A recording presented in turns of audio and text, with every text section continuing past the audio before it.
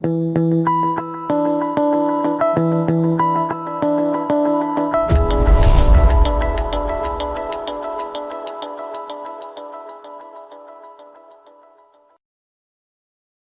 everyone out there in Card Runners land. This is GrindMentality coming to you with a 4-part series of a hand history review that I'm going to do here. And I'm going to do something a little bit different. I've got a friend of mine here and we are going to review one of his hand histories together. The friend that I'm going to be doing it with is UlDuffer. And why don't you introduce yourself to everyone, Duff? Yeah, my name's Andrew. I'm UlDuffer on PokerStars and Full Tilt and Party Poker, and LeDouf on PokerStars.fr. I've been playing poker professionally for just over 3.5 years, mainly no limit hold'em tournaments. Right, and today we're actually going to review his €100 buy-in Sunday special that he just ran deep in not too long ago here. And before we get started, I think it's good that we get everyone acquainted with your HUD, as everyone's HUD is differently. So why don't you just give us a quick run through of what yours is?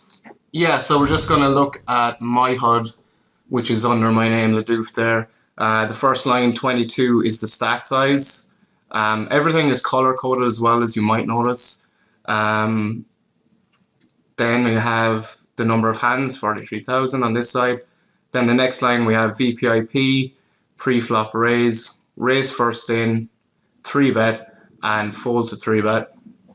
And then the next line is c-bet statistics. So we have how much we c-bet the flop, followed by how much we c-bet the turn. And then these are the fold to flop c-bet statistics. This is fold to the flop c-bet, fold to turn c-bet. And then the last line then is small blind fold to steal, big blind fold to steal, and big blind fold to small blind steal. So blind on blind pots. Right. And then the last statistic then is just the aggression factor. And as I stated, everyone's HUD is differently. I prefer only 2 lines of HUD, but and not nearly as much instant information as my friend Duffer here has. But you want to make sure that you fit your HUD to whatever you feel most comfortable with.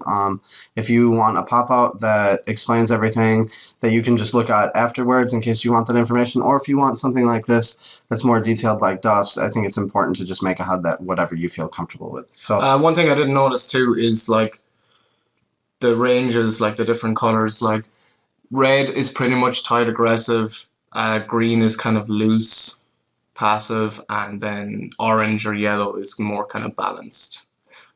And something else I want to hit on before we get into is you'll notice on his HUD profile along with mine is that we both have raise first in and PFR. So can you just explain the difference of those to me in general and why you want to have both?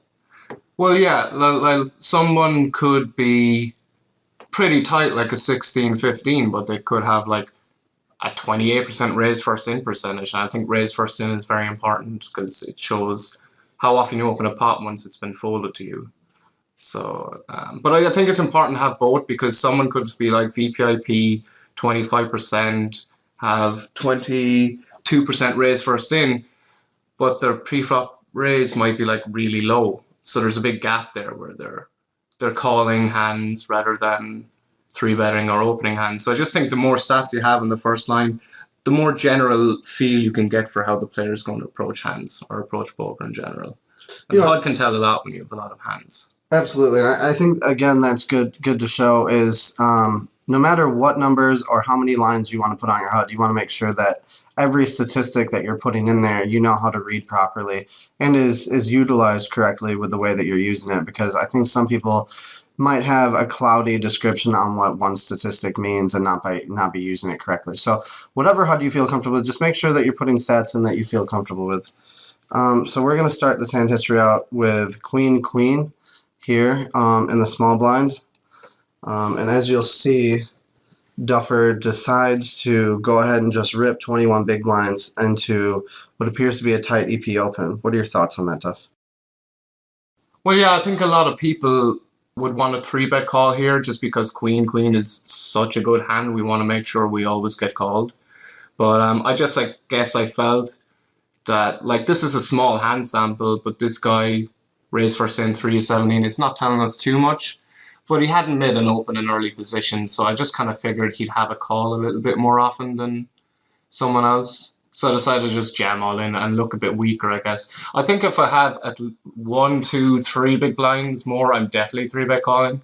If I have a big blind less or 2 big blinds less, I'm definitely just jamming. So Right. it's right on the border.